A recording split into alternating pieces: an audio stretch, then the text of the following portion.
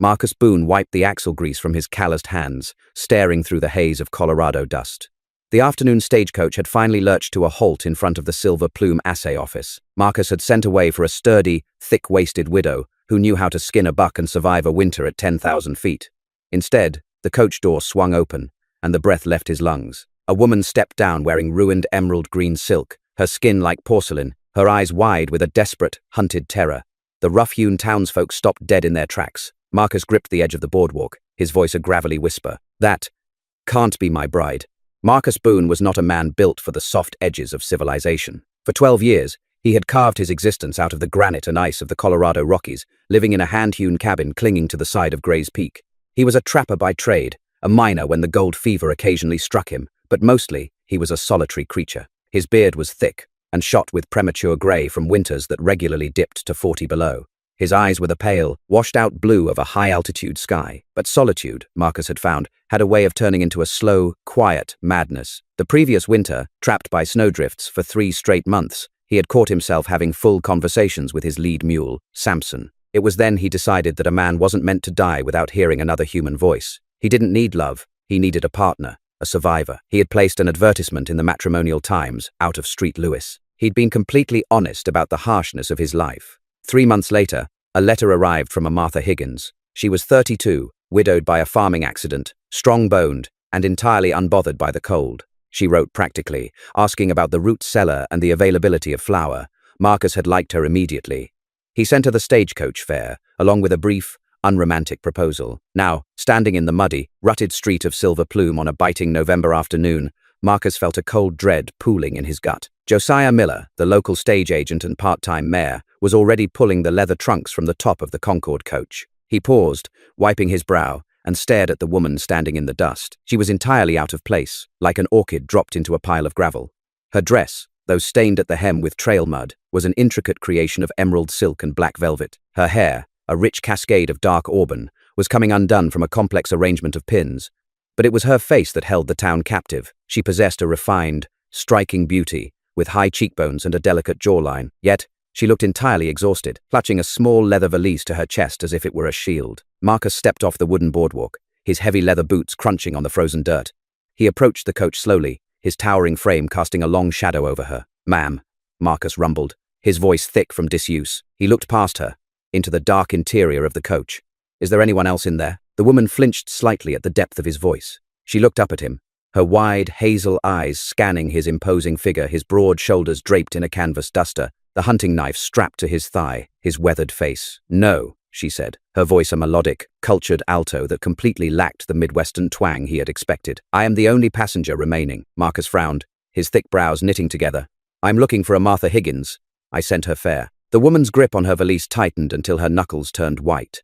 A flicker of panic passed through her eyes, quickly replaced by a desperate, forced resolve. She took a breath, straightening her slender shoulders. "I am the bride you sent for, Mr. Boone." The silence in the street was absolute. Josiah Miller dropped a trunk.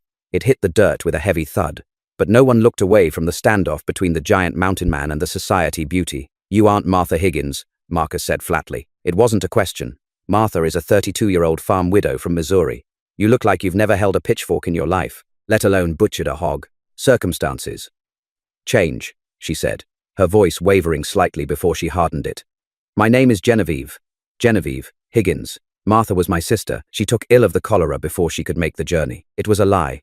Marcus knew men, and he knew animals, and he knew when cornered prey was trying to bluff its way out of a trap. But there was something in her eyes, a deep, visceral terror that she was trying desperately to mask. She wasn't just lying, she was running. Josiah cleared his throat, stepping forward.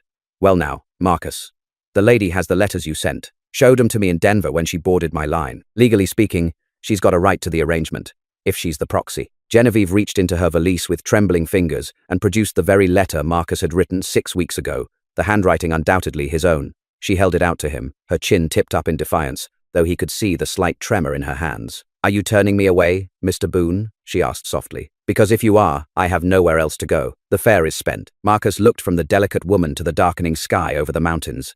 A winter storm was brewing. He could smell the ozone and snow in the wind. If he left her here, a woman looking like that in a rough mining camp full of lonely, desperate men, she wouldn't last the week. He didn't want a fragile porcelain doll. He didn't want a liar.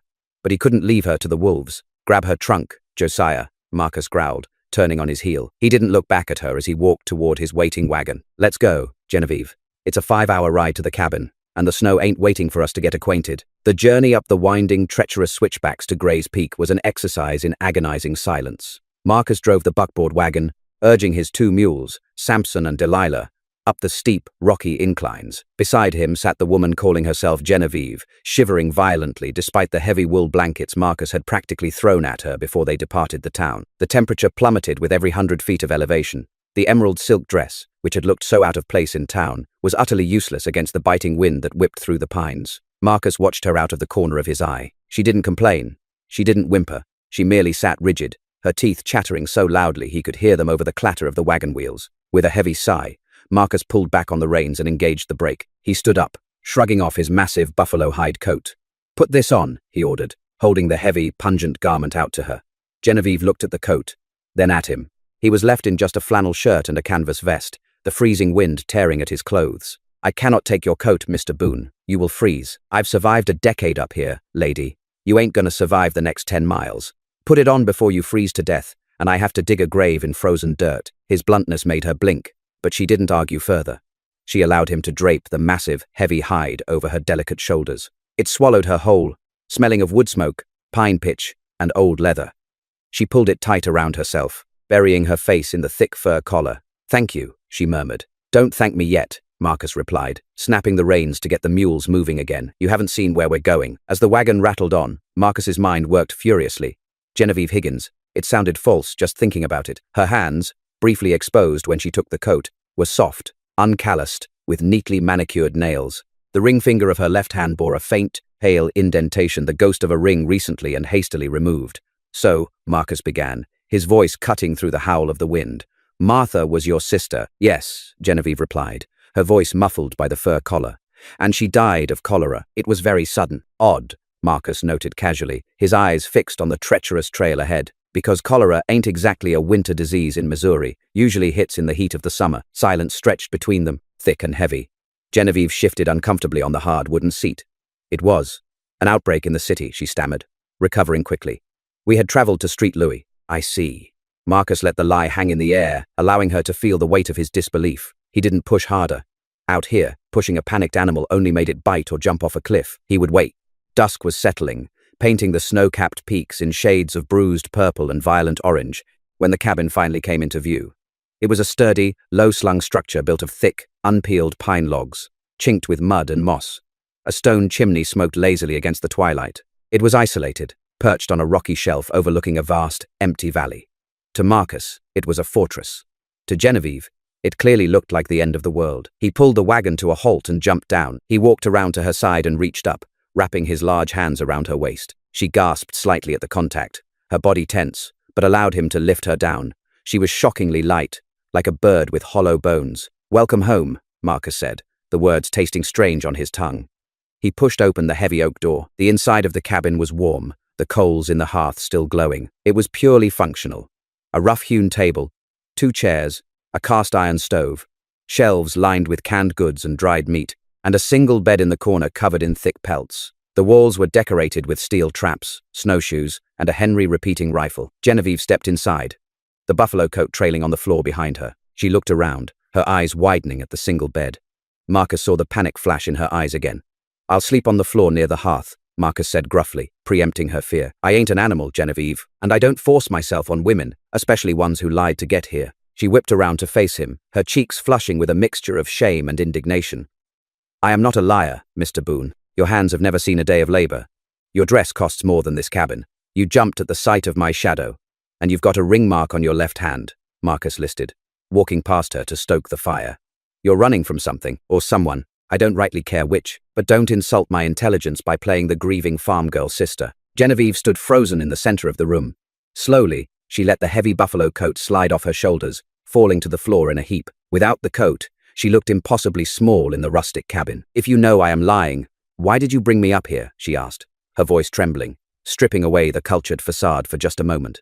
Marcus turned to look at her, the firelight casting harsh shadows across his scarred face. "Because whoever it is you're running from, they ain't going to look for you at 10,000 feet in a blizzard. You're safe here, for now, but tomorrow, you start earning your keep. This ain't a hotel." The first week was a disaster of magnificent proportions. Genevieve, as Marcus quickly discovered, possessed exactly 0 of the skills required to survive in the wilderness. On her first morning, she attempted to brew coffee, resulting in a blackened, smoking pot of water and grounds that tasted like ash. When tasked with plucking a ptarmigan Marcus had shot, she spent an hour staring at the dead bird in horror before attempting the job, ending up covered in white feathers and crying silent, frustrated tears. Yet, to Marcus's surprise, she never quit. She didn't retreat to the bed to sulk. She wiped her eyes, asked him to show her how to hold the knife properly, and tried again. Her soft hands quickly became blistered and raw from carrying firewood and hauling water from the half-frozen creek. Marcus watched her transform from a terrified society girl into a stubborn, gritted-teeth survivor. She traded her ruined silk dress for a pair of his old canvas trousers, rolled up at the cuffs, and a thick flannel shirt that swallowed her frame.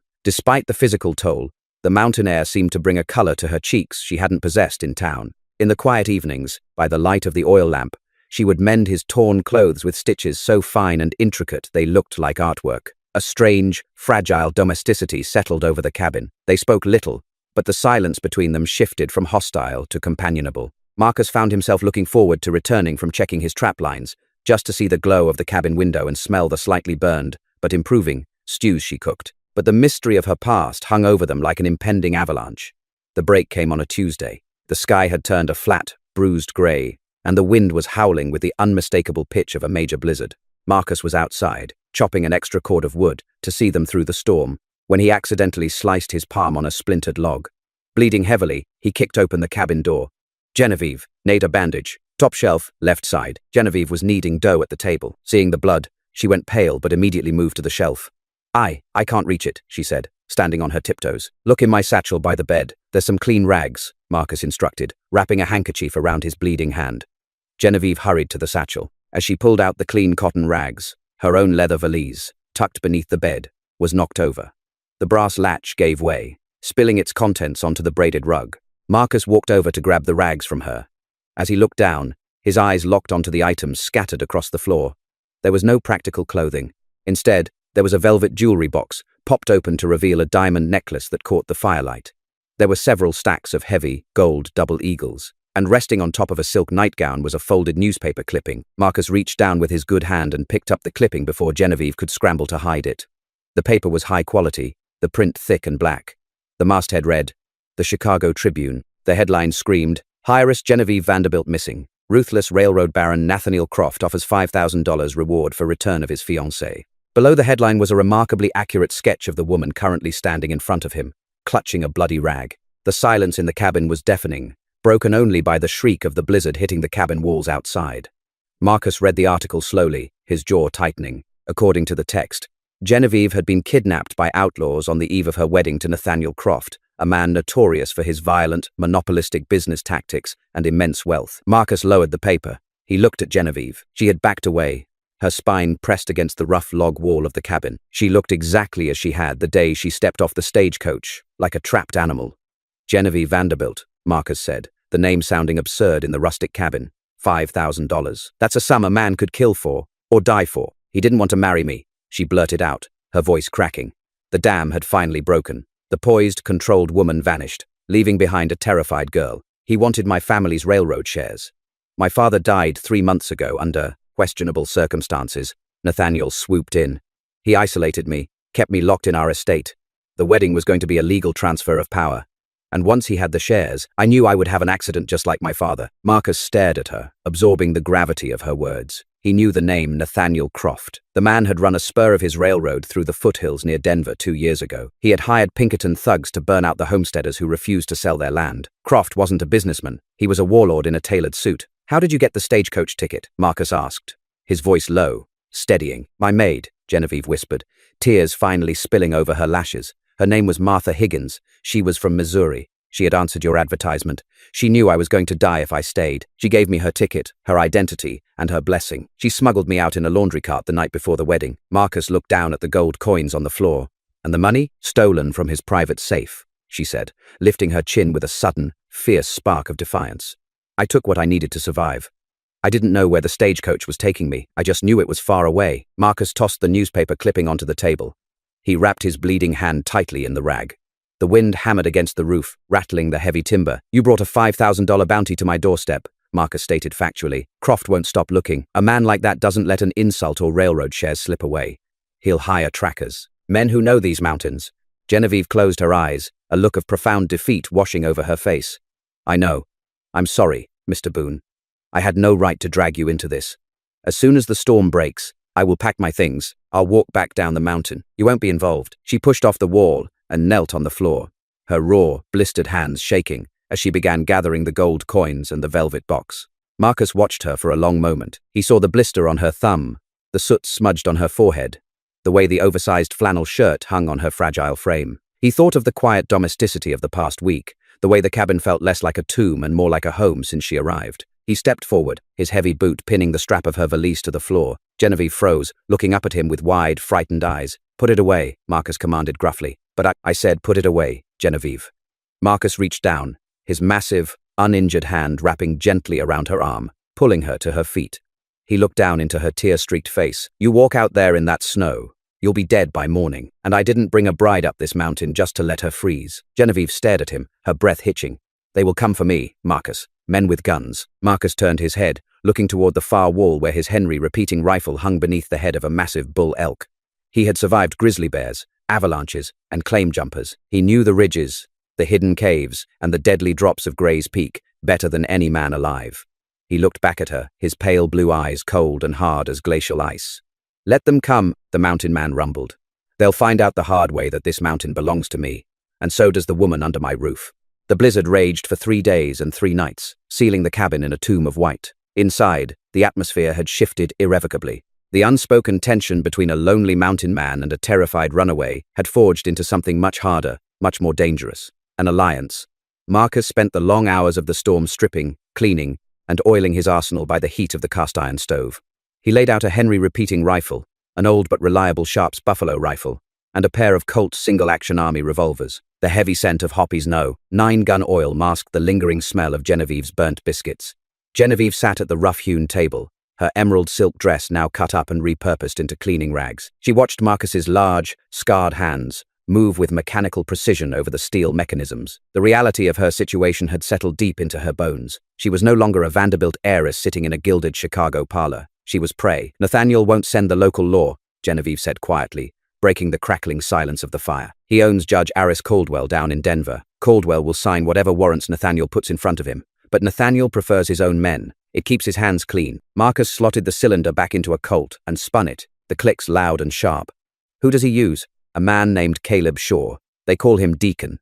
Genevieve shivered, pulling the oversized flannel shirt tighter around her frame. He used to be a jayhawker back in Kansas during the war. Now he's a private detective in name, but an assassin in practice. He handles Nathaniel's evictions. When the homesteaders along the Clear Creek line wouldn't sell, Deacon Shaw was the one who burned them out. Marcus nodded slowly. He knew the type. Men who had learned to kill under the banner of a uniform and never found a reason to stop once the war ended. Shaw will bring trackers. Ute scouts, maybe, or hard cases from Georgetown who know the high passes. Can we run? She asked, her voice tight. Over the mountains? To California? Not in this weather, Marcus replied, standing up and grabbing the Henry repeater. He walked over to her, his towering frame casting a long shadow. He held the rifle out horizontally. Stand up, Genevieve. She stood, her eyes darting from his face to the dark, oiled wood of the rifle stock.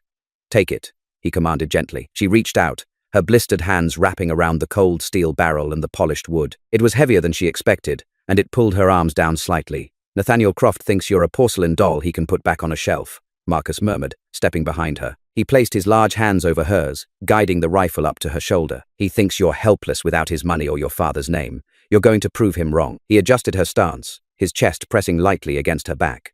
The proximity sent a sudden, unexpected jolt through Genevieve. Beneath the rough canvas and wool, Marcus felt like solid granite, a completely immovable force. He smelled of pine sap, wood smoke, and cold, clean air.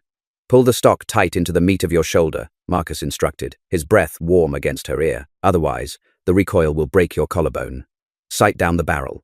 See that notch? Line it up with the brass bead on the end. Genevieve focused, her breathing shallow. She closed one eye and aligned the sights with a knot in the pine logs of the far wall. Keep both eyes open, he corrected softly. Out here, closing an eye means losing half your peripheral vision. You need to see the wolf sneaking up beside you while you aim at the one in front. For 2 hours, Marcus drilled her on the mechanics of the Henry.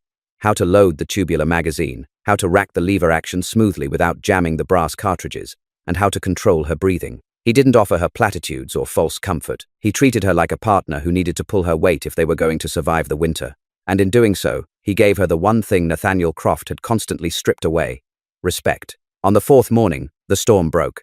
The sky dawned a brilliant, blinding blue, and the temperature hovered near zero. The world outside was buried under 4 feet of pristine, untouched powder. Marcus strapped on his snowshoes, slung the Sharps rifle over his shoulder, and tied a white canvas tarp around his shoulders for camouflage. "I'm going to scout the ridge," Marcus told her, pausing at the door. "Keep the door barred. Keep the stove damped low so the smoke doesn't give away your position.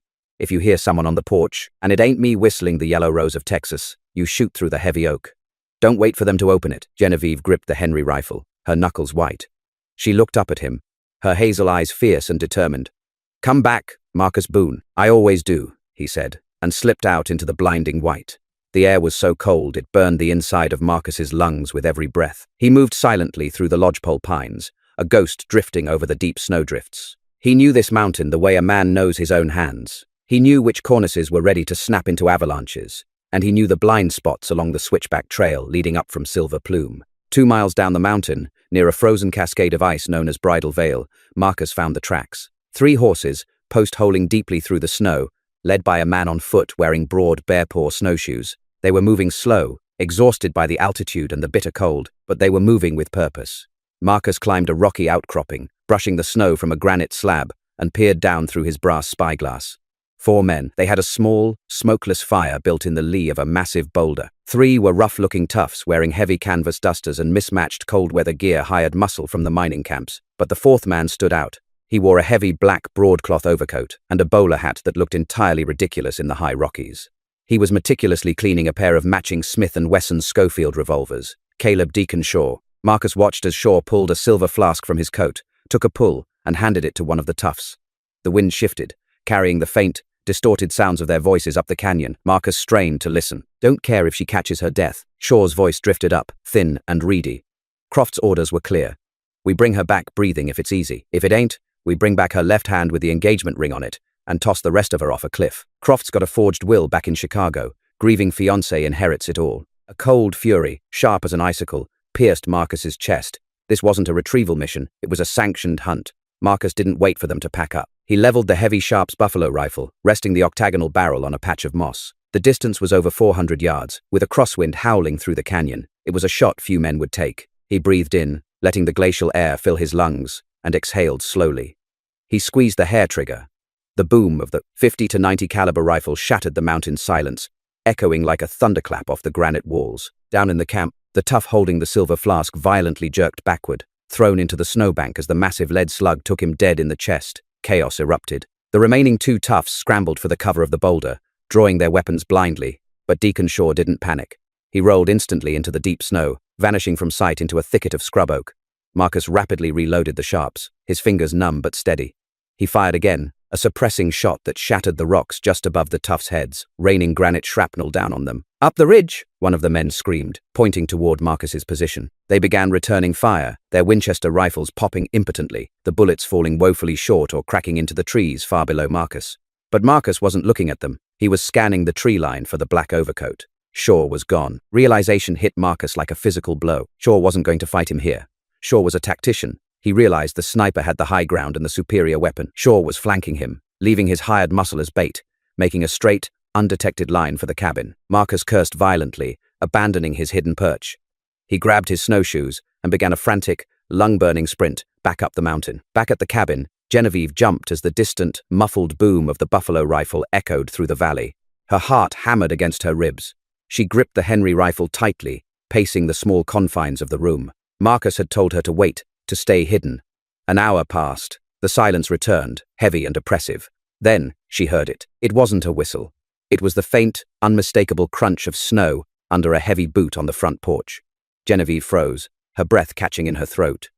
She stared at the heavy oak door. She remembered Marcus's words.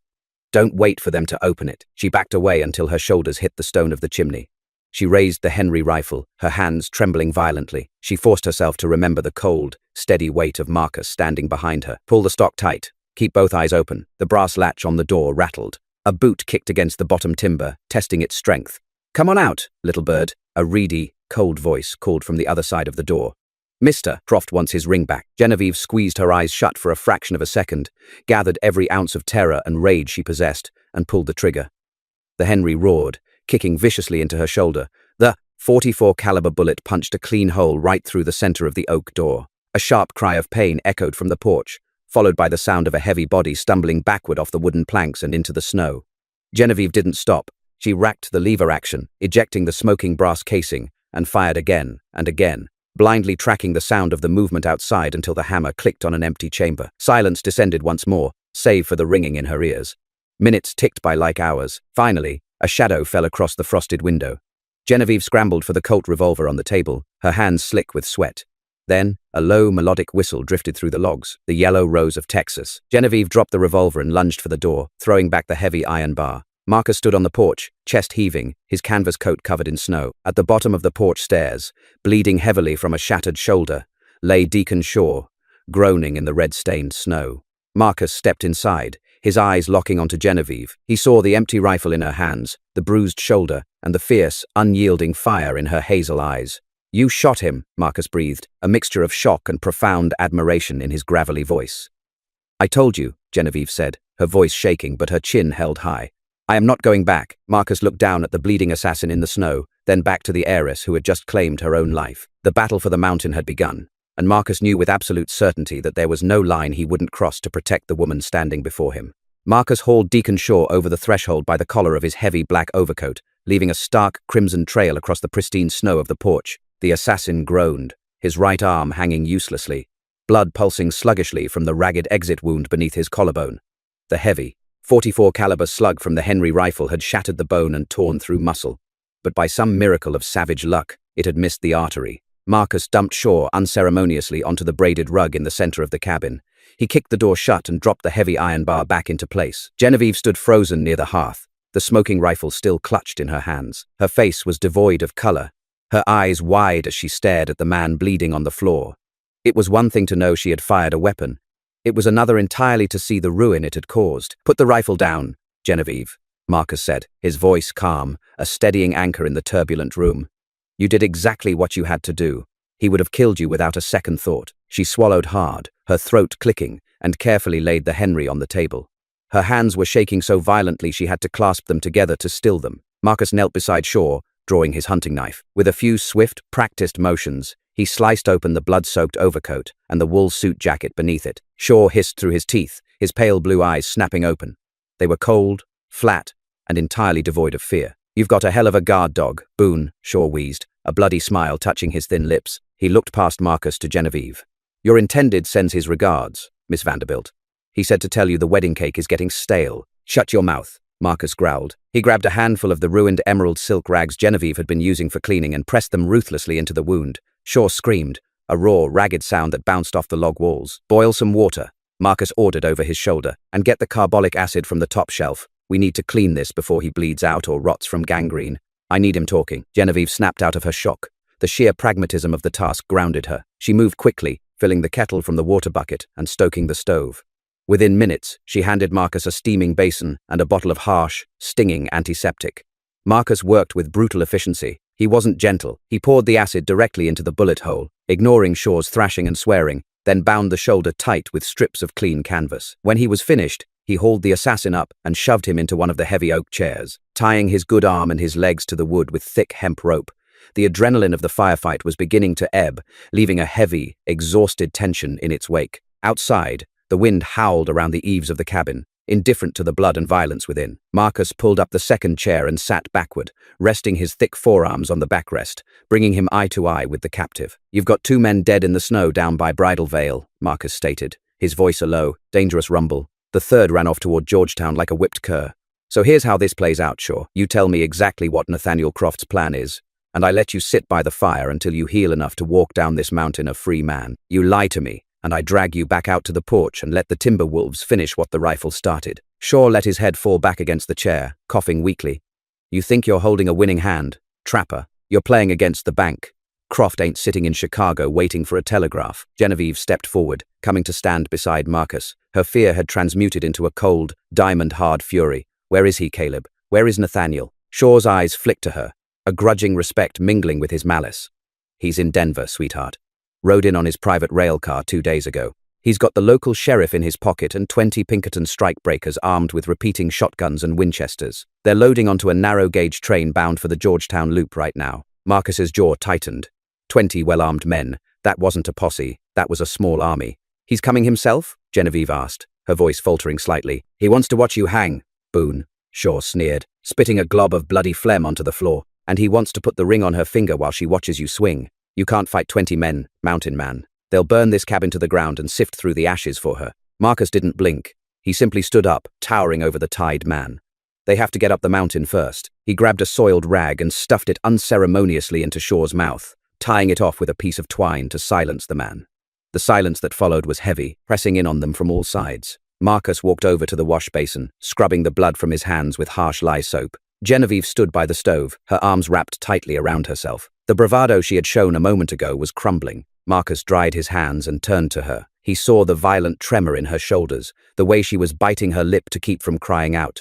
He crossed the room in 2 long strides and stopped in front of her. Genevieve, he said softly. She looked up, a tear finally breaking free and tracking through the soot on her cheek.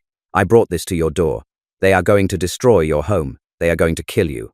All because I was too weak to fight him in Chicago. Stop, Marcus commanded, his voice gentle but firm. He reached out, his massive, calloused hands gently gripping her shoulders. He felt her flinch, and he shifted his grip, realizing the rifle recoil had severely bruised her right side. He traced the line of her collarbone over the thick flannel shirt, his touch shockingly tender for a man of his size.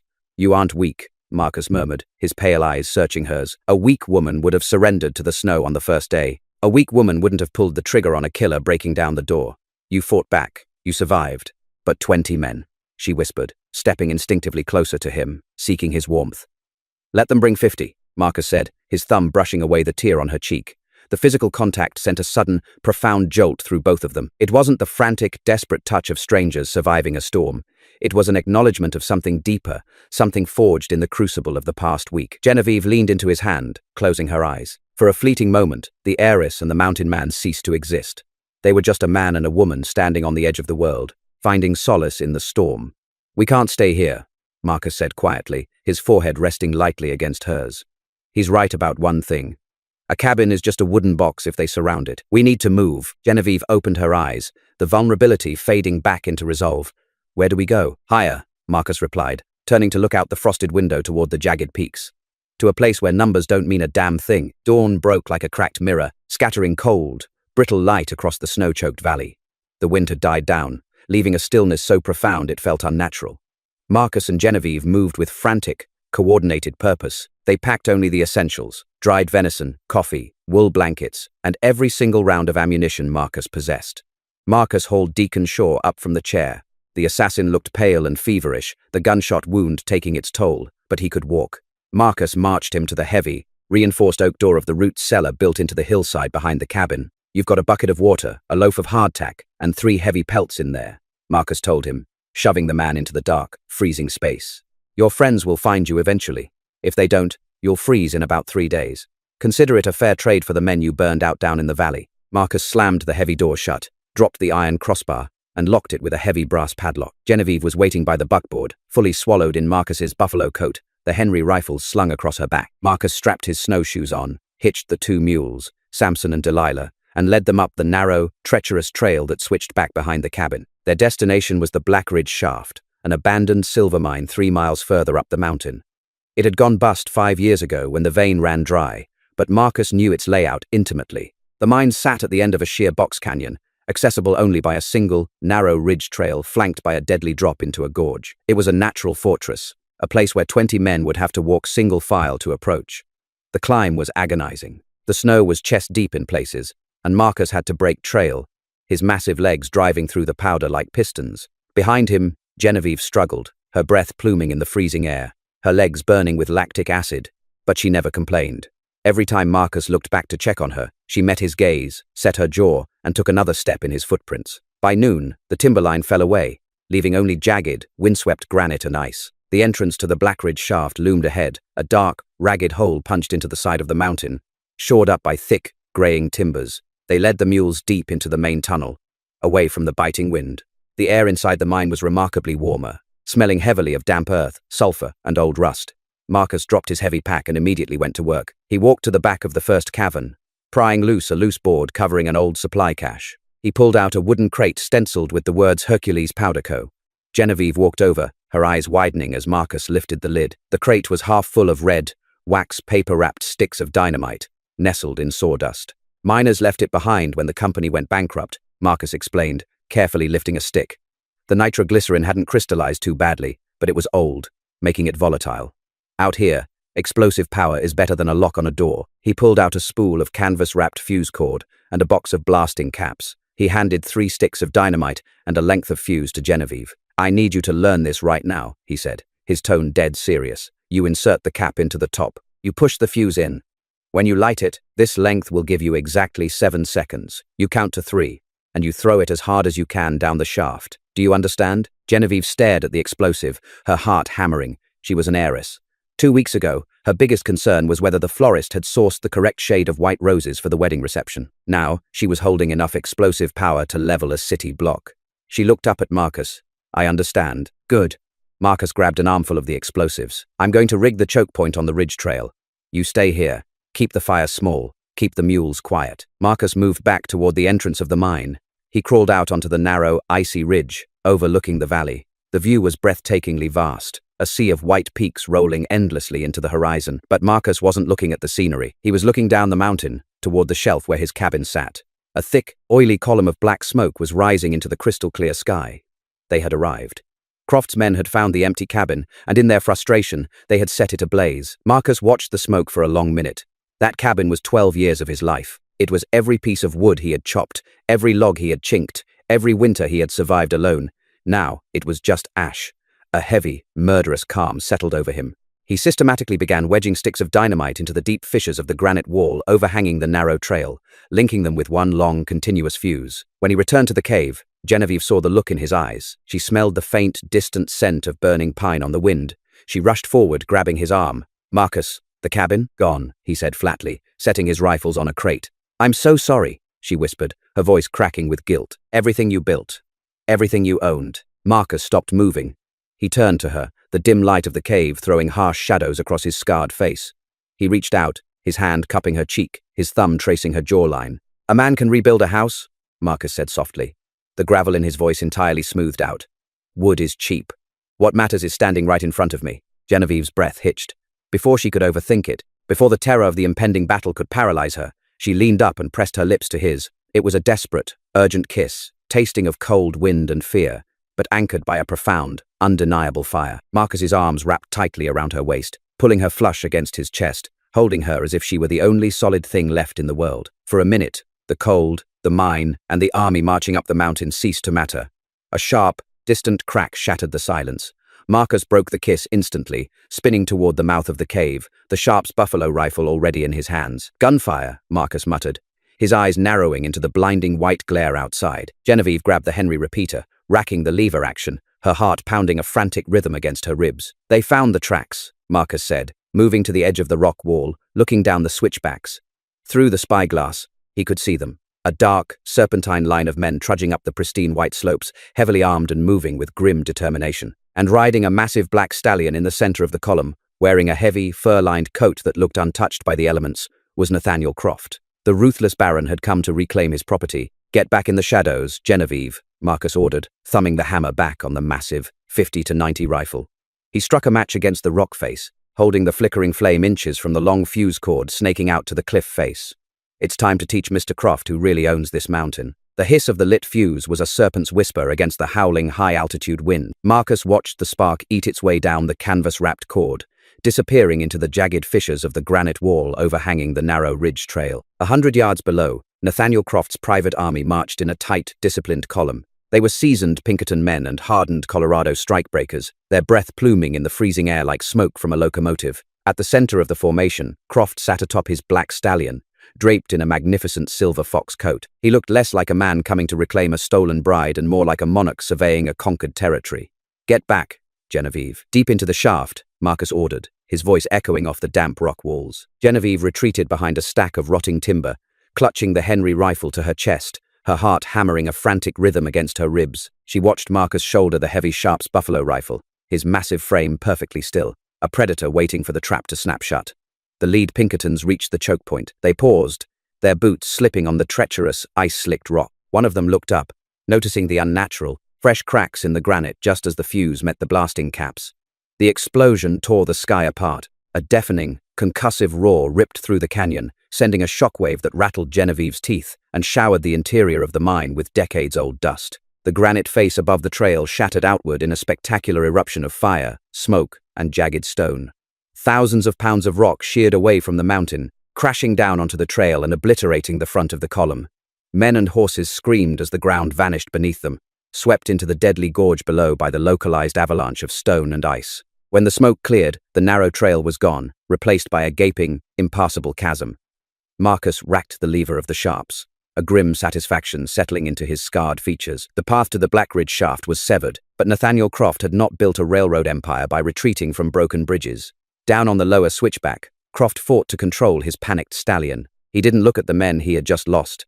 He looked straight up at the smoking mouth of the mine, his face twisted into a mask of pure, unadulterated rage. "Dismount," Croft bellowed, his voice carrying over the wind. "Leave the horses! Bring up the sleds! If we can't walk across, we'll blow the rest of this godforsaken rock into the valley." Marcus peered through his brass spyglass, his blood running suddenly cold. From the rear of the surviving column, men were dragging heavy wooden sledges up the snow-choked incline. Strapped to the sleds were the disassembled parts of a Hotchkiss mountain gun, a rapid-fire, lightweight artillery piece designed specifically for high-altitude warfare. "They brought a cannon," Marcus muttered, lowering the glass. He turned to Genevieve, his pale blue eyes deadly serious. "Croft ain't trying to capture you anymore, Genevieve. He's trying to bury us." The Pinkertons moved with terrifying efficiency, assembling the Hotchkiss gun on a flat outcropping of rock across the gorge. Marcus didn't wait for them to finish. He braced the heavy octagonal barrel of the Sharps against the cavern wall, sighted down the long iron tube, and squeezed the hair trigger.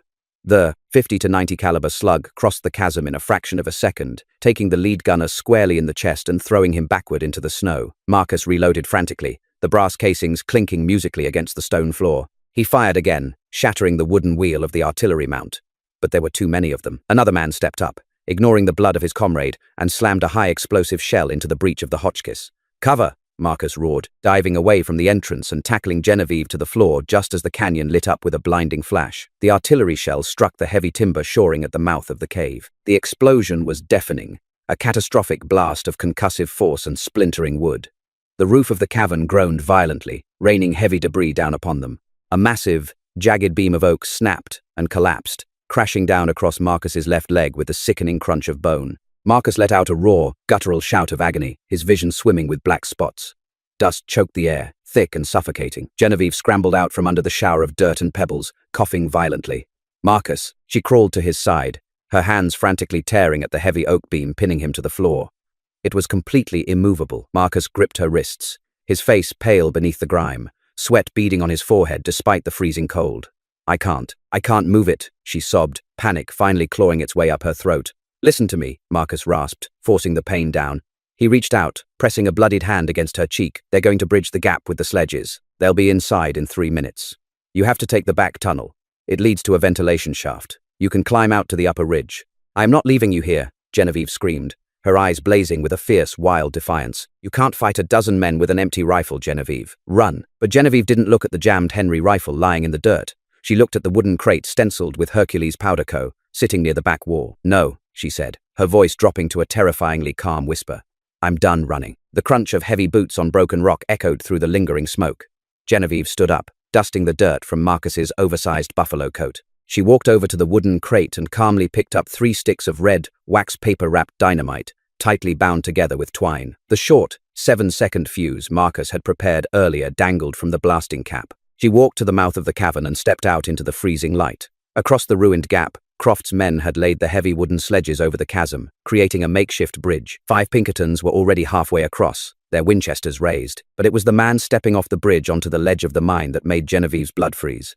Nathaniel Croft stood 10 feet away, a pristine Colt revolver in his gloved hand. His expensive silver fox coat was dusted with rock powder, but his hair was perfectly slicked back. He looked at her, his lips curling into a cruel, triumphant smile. "Look at you," Croft sneered, his dark eyes raking over her dirty face, the oversized flannel shirt, and the men's trousers. "You look like a feral dog, Genevieve. I warned your father this would happen if he let you read too many books. You forgot your place." Genevieve didn't flinch. She felt the heavy weight of the dynamite in her left hand, and the small, brass match safe she had slipped from Marcus's pocket in her right. "My father didn't fall from that balcony, did he, Nathaniel?" Genevieve asked, her voice ringing clear and steady over the whistling wind. Croft chuckled, a dry, humorless sound. He took a step closer, raising the revolver and pointing it directly at her chest. "He was a stubborn old fool who refused to understand the future. The railroads demand consolidation, my dear. He was an obstacle, just like that filthy animal bleeding out in the cave behind you. He is twice the man you will ever be," Genevieve said fiercely. "And yet, he's going to die in the dirt, and you are coming back to Chicago," Croft replied, cocking the hammer of the Colt. "Drop the explosives, Genevieve. You don't have the stomach for it. You never did. You're a Vanderbilt. You were bred for drawing rooms, not battlefields." Genevieve looked at the man who had murdered her father, who had terrorized a mountain, and who had tried to extinguish the only real warmth she had ever known. She thought of Marcus, lying in the dark, willing to die to give her a chance to run. She looked up at the fractured, unstable roof of the cavern entrance, directly above Croft's head, heavily damaged by his own artillery shell. "You're right, Nathaniel," Genevieve said softly, a deadly calm washing over her. "I'm not a murderer, but I am a survivor." With a swift, practiced motion, she struck a sulfur match against the brass safe. It flared to life, bright and hot. Before Croft could react, she touched the flame to the canvas fuse. It hissed violently, sparks showering the snow. Croft's eyes widened in sudden, absolute terror. He realized in a fraction of a second that she wasn't going to throw it at him. She was going to bring the entire mountain down. "Shoot her!" Croft screamed, backpedaling toward the makeshift bridge. But Genevieve had already thrown the bundle. She hurled it upward with all her might, wedging the dynamite perfectly into the massive, splintered crack in the cavern ceiling. She spun around and sprinted back into the dark depths of the mine, diving behind the stacked timbers just as Marcus had done. "1," she whispered. "2, 3. The blast was apocalyptic. The dynamite detonated inside the structural weakness of the cavern roof. Thousands of tons of unstable granite, loosened by the artillery fire, gave way completely. The entire face of the mountain sheer collapsed in a thunderous, earth-shattering roar. Genevieve covered her ears, pressing her face into the dirt as the shockwave rolled over her, followed by a terrifying darkness as the entrance to the mine was completely sealed off by falling rock. The screams of Nathaniel Croft and his men were instantly silenced, swallowed whole by the crushing weight of the mountain as they were swept off the ledge and buried under 50 feet of stone and snow in the gorge below. Then, there was only the sound of falling dust and ringing silence. Genevieve lay in the pitch black for a long moment, struggling to breathe through the thick air. She coughed, blindly reaching out into the dark. "Marcus?" she croaked, panic seizing her chest. "Marcus," a weak, gravelly cough answered her from the darkness. "Over here." Genevieve scrambled over the rubble, her hands finding the heavy canvas of his coat. She wept openly, her tears mixing with the rock dust on his face. She felt his hands weakly wrap around her waist, pulling her close. "You brought the roof down," Marcus breathed, his voice a mixture of awe and exhaustion. "I told you," Genevieve whispered, resting her forehead against his chest, listening to the steady, reassuring beat of his heart. "I'm not going back." The legend of the Silver Plume heiress would echo through the saloons and assay offices of Colorado for decades. When the spring thaw finally came, deputy marshals dispatched by Governor Frederick Walker Pitkin arrived at the Black Ridge Gorge. They found the crushed remains of Nathaniel Croft's private army and the shattered Hotchkiss gun, ruling it a tragic avalanche. No one ever found Genevieve Vanderbilt or the $5,000 in stolen gold. Instead, high above the timberline, overlooking a valley of unbroken wildflowers, a new cabin was built. It was stronger than the last, with a deep-root cellar and a porch wide enough to watch the sunset. Marcus Boone's leg healed with a permanent limp, a small price to pay for the woman who stood by his side, her hands calloused but her spirit entirely unbroken. They were married by a traveling circuit judge the following summer, not with a diamond ring, but with a simple band of hammered mountain silver. The heiress had died in the snow, but the woman she became lived forever in the high, untamed country.